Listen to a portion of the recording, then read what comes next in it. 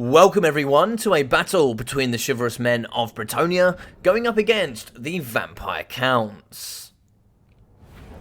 So for the counts here and Nameless, we are going to have a single unit of the anti-large and bonus first large dire pack walls over here on the left hand side, and for the left hand flank we are going to be having the double black knights here with anti-infantry and AT armor, going to make them pretty strong there at dealing with all that cheap Bretonnian infantry. 5 units of the anti-large spearmen here for the main battle line, supported by 4 units of the cheap zombies. In the sky, we are going to have the speedy fellbats, 2 units, going to be very good at clearing out all those broken units and pushing them towards the edge of the map. And also here, we are going to have the hero support of the White King, coming in with the triple scab scrath, going to be very strong there up against those cheap peasant bowmen. So over on the right hand flank, we are going to have 3 very expensive units here of the Blood Knights. So here for the vampires, we are going to be having the Flag of the Bloodkeep, as well as Frenzy, Anti-Large, 110 armor, and 79 charge bonus, coming in at 1,700 gold cost, and you can very clearly see why. They're going to be supported here by the Lord Choice, which is going to be Heinrich Keller. He's going to be here with the Lord of Undeath for the Summon of Krell, as well as the Undeath Resurgence, Raise the Dead, Invocation of Nehek, the Chaos Tombblade, as well as the Curse of the Undeath, and the Master of the Dead. So if he does roll here with the Triple Blood Knights, we can see some huge healing coming in as well for the Blood Knights, and we should see some insane value coming from these 3. So for the Bretonnians, we are going to be seeing a cheap front line, 5 units of the peasant mobs here, supported by the triple men at arms, which you're going to be looking after here, 4 units of the peasant bowmen. Very cheap and some of the most cost efficient range in the game, coming in with the double fire arrows and the double pox arrows. So the very normal here, the double paladin, one here with a guardian and the other without, and of course the Fey Enchantress. She's going to be on the unicorn here, coming in with 60% magic resistance. She's also going to have the Favor of the Fey with that plus 40 melee attack, the Arcane Conduit, the Dwellers Below, Earthblood, Mist of the Lady, which is a very strong ability, and also the Blessing of the Lady. In the back line here, we are going to have 4 very elite units of cavalry, starting here with the Grail Knights, 1 here on the right-hand side and 1 on the left. Going to be here with those magical lances, 90 armor here, 78 charge bonus, anti-large and magic damage. Very strong there at dealing with all those ethereal units. Immune to psychology, perfect vigor, and physical resistance thanks to the Blessing of the Lady, making this a seriously strong unit. So they're going to be supported here by their tankier brothers here with the Grail Guardians. The absolute legends here coming in with immune to psychology, perfect vigor, as well as the same physical resistance, but 56 melee defense, 120 armor, and of course mass leadership, going to really help them here fight up against the elite Blood Knights. The last unit today is going to be the Companions of Quenelle. So normally here, the regular questing knights just coming in with armor piercing and anti-infantry, but here we're going to be anti-large, bonus large armor piercing, physical resistance, fire resistance, and immune to psychology. It's really going to help them fight here up against the elite cavalry here from the vampire counts. So we can see coming forward on the left-hand flank, we see some Blood Knights kind of moving in. They can really delete peasant mobs, and also here the cheap men-at-arms. Surprised we're not going to see maybe a couple of the pole arms as well coming in for the Bretonnians. They can also be quite good here, just kind of screening out Blood Knights and Black Knights alike. You know, they can do some pretty good damage there. We can see the Companions of Quenelle. We're going to get a little bit of a drop here for the Grail Guardians. We can see the triple threat coming forward here from the Blood Knights, and it's seriously strong here with Heinrich Keller. That's got to be a big danger focus here coming in from Fantalemonade and the Bretonnians. Fellbats, they're just going to be waiting in the wings. They're going to try and see maybe they get a bit of compromise here on the peasant bowmen. Fire arrows are going to be shooting forward here. So we are going to come after the zombies. So it's going to be some nice damage over here. Of course, no armor. They're just going to be meat shields. You don't really mind pouring the arrows in. And these are so cheap. You're not really going to be losing value. Of course, here then you can choose your men-at-arms to deal with the skeleton spearmen. So looks like here, looks like Black Knights are going to be just waiting here on the left flank, waiting for the correct opportunity. But we have 3 units here: the Companions of Quenelle, Grail Guardians, and Grail Knights here. So we are going to get a huge charge. Boom! Straight in. Blood Knights up against the Grail Guardians. Favor of the Fey going down as well. You can see lots of damage coming out of the rip, but so much damage in return as well. They're going to have the nice investment of the Favor of the Fey, and that's not going to be enough. You can see here, Blood Knights still going to be trading super efficiently here up against the Grail Knights. And so here in the middle, we are going to be getting maybe a Dwellers Below. That should catch 2 units. That's going to be damage on impact, and then poison tick damage over time as well. It's also going to be a slow. I believe that comes in at about 24 and 48%. So we can see Grey Knights in the back. They're now going to be charging here, fighting up against Blood Knights. And as like here in the middle, we have Companions of Quenelle fighting up against the remaining of the retreating Blood Knights. An Overcast Invocation going down on 2 here of the Blood Knights. And it looks like here we have Heinrich Keller fighting up against the companions of Cornell. He doesn't have a huge amount of armor, so of course the armor piercing not going to be too helpful, but he's going to be pretty weak otherwise. He certainly needs some support. Looks like a nice rear charge here from the companions, mixing in with the Grail Guardians to fight up against the Blood Knights, and they should be able to crump this nice elite unit. That's going to be 1.7k down the drain in just 2.5 minutes. Second unit here in the back as well. Blood Knights, 60 models left. They're going to be fighting and breaking the Grail Knights. Looks like we also have broken the Paladin. We are going to be chasing with the Black Knights, so some nice movement in the back. It looks like we had the Fae fighting up against Black Knights here in the middle as well. Peasant Bowmen, Fire Arrows, and the rest are going to be getting broken. Same here for the Peasant Mobs. Now, this could be a mistake. It looks like here the Paladin isn't going to be fully chased off the edge of the battlefield. He could return here. Now, that's a little bit of a mistake here coming in from Nameless. Fantalemonade certainly got away with that there. He should be able to return. The same could be said here for the Grail Knights. Certainly want to be chasing those off as much as possible. Furbat's coming in for the rear charge here up against the companions of Cornell, kind of pinning them in, and this could be a gorgeous summon. There's going to be some zombies here just pinning in up against the companions of Cornell, kind of fixing them into fight up against the Black Knights with a bit of support here from Heinrich Keller. So it could be some seriously strong damage here in the middle.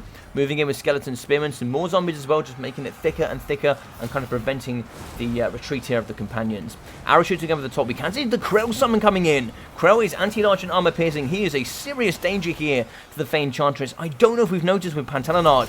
She's taking so much damage here. We can see she's down to 1.1k.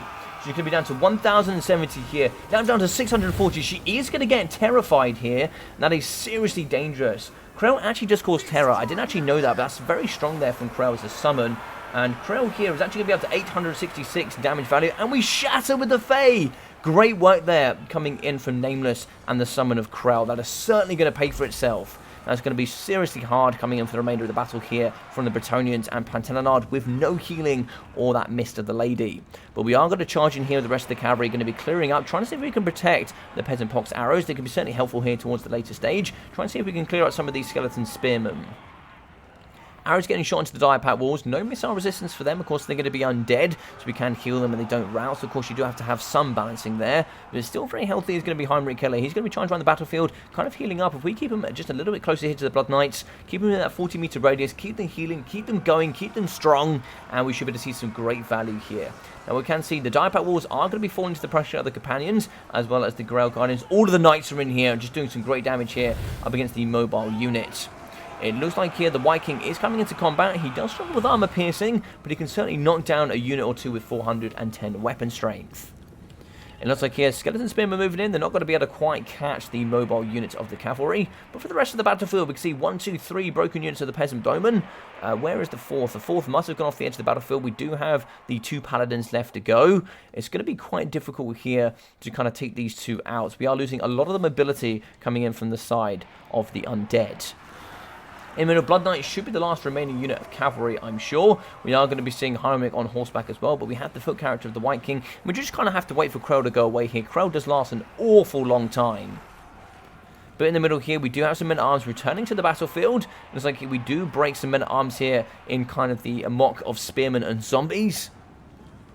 We can see Peasant Fire Arrows getting pushed off here by the Fellbats. Perfect usage there of the Fellbats. That's exactly what they're designed to do. Be fast mobile units towards the end stage of the game that could just really chase off these nice units that can really uptrade on value.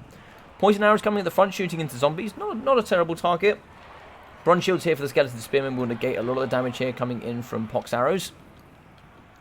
Blood Knight still be relatively healthy. 18 models, 1.9k here worth of health. It's just going to be 1 unit here that can kind of screen out 4 units in the elite cavalry. Grail Guardians, Companions of Cornell, kind of no way to heal them either. So, you know, we've got to be seriously careful with these elite units and the double paladin towards the end. It's all going to come down to just this main engagement.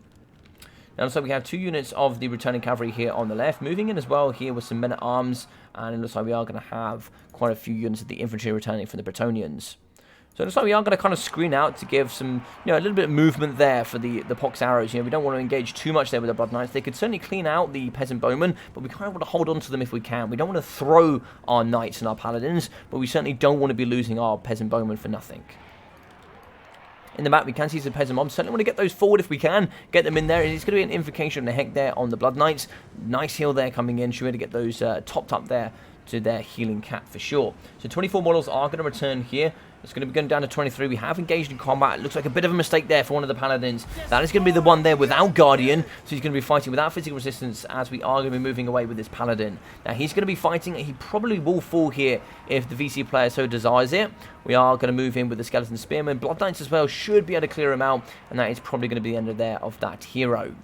So the paladin is going to be charging over the left. I think we really want to get our cavalry together here as the Bretonnians. So we skip it on just a little bit here. We are going to be wavering. We are going to just make it away, but the rear charge is going to be enough there. It is going to be stronger and faster there, which is going to be led by cost and speed. And also the rear charge for negative 14 leadership is going to be enough here to break the paladin. He's seriously not going to be happy here in the middle, and he's probably going to get pushed off the edge of the battlefield. The same here for the Pox Arrows. So Pox Arrows down, Hero down as well. Balance of Power is certainly going to reflect that. Yeah, you can see that donk there on the Balance of Power shifting into the Vampire Count favor. The paladin, a seriously strong hero indeed. We can see here, Grail Knight's going to be cycle charging in here with the Grail Guardians. Just getting some nice damage here in the middle. And it's like here, it's going to be a Scab Strath going through up against the Men-at-Arms. So we are going to break the Men-at-Arms here with the White King Pressure and Skeleton Spearman. We do see him return here with the Peasant Mobs. Men-at-Arms should return as well. In the middle, though, looks like the Paladin's still going to be cycle charging this infantry. That's a very healthy unit of Skeleton Spearmen. 120 models, 6.5k health. And, of course, they do have anti-large and relatively okay armor piercing. I think it's about 6 per model, which is actually, it's actually a lot higher than I think most people give it credit for. We're still cycle charging here in the middle with the cavalry. Give it a little bit more of a speed on there. We are going to see, just trying to see if we can finish off the infantry. And I really like this play coming in from Fantalemonade. Kind of not focusing on the heroes just yet, but just cycle charge this infantry, getting rid of all the tools they have to be able to pull out their heroes and characters and be able to continuously cycle charge with Heinrich Killer and, kind of buy time to use more mana and, invocations of the Hex, zombie summons, etc. So in come the infantry. We are going to have the Men-at-Arms, Peasant Bowmen as well, kind of fighting here up against the Spearmen, trying to wither us down as much as possible. Cycle charging them out, so we are going to catch Heinrich Keller a little bit out of position. The very healthy Skeleton Spearmen now going to be fighting up against some of the cavalry. We certainly want to get as much cycle charging as possible. So the Fellbats are going to drop here. Negative 47 leadership, that is going to be those. Negative 67, there we go, and they do fall. So that's a big win there for the Men of Bretonnia. So we are going to kind of charge away here. Maybe try and see if we can come back in just a little bit. Might be able to come in and get another cycle charge here on Heinrich Keller. Looks like we're going to be at 10 minutes so far. Balance power just about in the Vampire Count favor. As you can see, Skeleton Spearmen really starting to fall here. You can see they're down to negative 23 leadership, and that's going to be crumbling over time. They're going to be drained. They're going to be very, very unhappy here. Damage sustained as well. It's certainly going to play a huge factor. Rear charged, everything. And they are going to be going down from 6.5 down to 3.5k here. So great work coming in for the Bretonnians. And one very brave unit of the Men-at-Arms holding in the middle here, allowing the cycle charging here of the 4 units of cavalry. So the peasants are also going to charge in, and we get a nice juicy fat charge here into, and a nice summon as well on top with the zombies. We are going to get a nice gorgeous charge here on the Skeleton Spearman. Undeath Resurgence trying to counter that with a nice leadership buff and melee defense buff. And so the Paladin is just going to be hold here for a little bit of extra leadership. That encourages, certainly very handy there for an extra 4 leadership. Cycle charging, and looks like we are going to catch Heinrich Keller a little bit out of position. Could we get the Paladin on here? I'm not too sure, but we are going to be cycle charging yet again up against the Skeleton Spearman. Vince is going to require just a little bit of a skip here. Scab Scrap through the middle. That's not going to do much up against the Armoured Cavalry. It looks like here we do break with the Paladin. Negative 18 leadership. I don't think we'll see a return here. Friends rousing, very tired. It's hard to say. It looks like the Companions of Cornell have been dealt with as well. So it looks like we just have the triple Grail Knights, and of course one of them being the Grail Guardians. But they're going to be fighting there with perfect vigor. They should be able to get in and do huge damage with that charge bonus. It looks like it's going to be Heinrich Keller, the White King, and 1 summon left here up against the triple Knights. We do actually return with the Companions. I actually wouldn't mind them just kind of hanging around in the background, getting some vigor back, and, kind of bolstering that leadership a little bit before we get back in. But in the middle here, it looks like Heinrich Keller is going to be fighting. Let's give a little bit of skip there. We are going to be cycle charging. Oh, yeah, lovely damage coming in there on Heinrich Keller. Let's see what sort of healing he's got left here in the battlefield. So he's going to be at healing cap there. 220 left for him. He's going to be at healing cap, and this is where you're going to start to see Balance of Power hugely in the favor here for the VC. But Heinrich Keller is going to be a healing cap, so if he takes too much more damage, that is certainly going to start shifting Balance of Power. But this has been an excellent performance here coming into the Bretonnians. Losing the Fae so early on is so detrimental here. Zombie Summon is going to be falling. The White King is going to be surrounded here by the Grail Guardians. They will be doing damage over time. As like here, chunks of damage are going to be coming off of Heinrich Keller. He's going to be struggling here up against just the mass cavalry kind of surround. Another summon there of the zombies, really making it hard to pull in and out. And oh my god, look here at Heinrich Keller. He's going to be on negative leadership, so he can't use Invocation of Nehek. Going to be down to 1,000 health. He's going to be crumbling. He does kind of stabilize the White King here. If we get rid of Heinrich Keller, there's going to be no healing for the White King. The Chaos Toon Blade certainly can't help him now, and he does fall! That is a huge win there coming in from Fantalemonade. Nameless is really looking on the ropes now. Balance of Power is in the middle. Can we get the win here with the White King or not? Certainly out of Scab's grasp, so it is literally going to be trying to see if we can break some of these units. It's going to be super low here. 6 models for the Grail Knights, charging back in with the Grail Knights as well. Look at that, fat, juicy charges coming in up against the White Kings. 11 models here, but the Grail Guard is in at 24. That melee defense really holding strong there with 120 armor. We are going to be cycle charging up against the White King. He's going to be going down to 2,000 health, and it looks like here, balance of power of the Bretonnians, army losses. GG's well played here for the Bretonnians with a brilliant late game strategy. Excellent from Nameless, a brilliant snipe there of the lady herself. Faye certainly didn't see Krell coming in, and he did a good 900 damage value slap there on the lady herself. And it looks like here we've got 580 for Heinrich Keller. Kind of expected a bit more from him, but of course a great support character there. Invocation of Nehek, as well as those summons, kind of stopping the cavalry charges, etc. 602 for the White King, Scab Scrath as well. 73 kills. Very good kind of infantry support, with zombies at 120, 64, 96, and 34. Spearmen at 460, 215, 140, 160, and 532. Very good there. You can certainly see the potential that they do have for sure. 66 and 230 for the Black Knights, 750, 1,670, and 3,100 damage value for the Blood Knights. Excellent work. 11,577 damage dealt. With triple chevron as well. Very strong. Very, very strong. 750, that one there really getting collapsed on early. There was Invocation support, but of course there when it got slammed by 2 units plus Favour of the Fae, it just got absolutely deleted there. So really, really nice stuff early doors there from Fantalemonade. 300 and 201 there for the Failbats. Great chase off in the late stage, but 218 there for the Dire Pack, getting excellently shutted down there by Fantalemonade. 1,900 for the Fae. You can certainly see just how powerful she is. That Dwellers Below, as well as the Favour of the Fae, and the Mist of the Lady coming in, just really helping get that damage over time, negative melee attacks, and it's just so good. She is such a strong character here in the current meta. 295 and 277 for the Paladins. They really did struggle here up against the Blood Knights, with 150, 14, 79 kills as well for 109, as well as 90 and 44 damage value for the Peasant Mobs.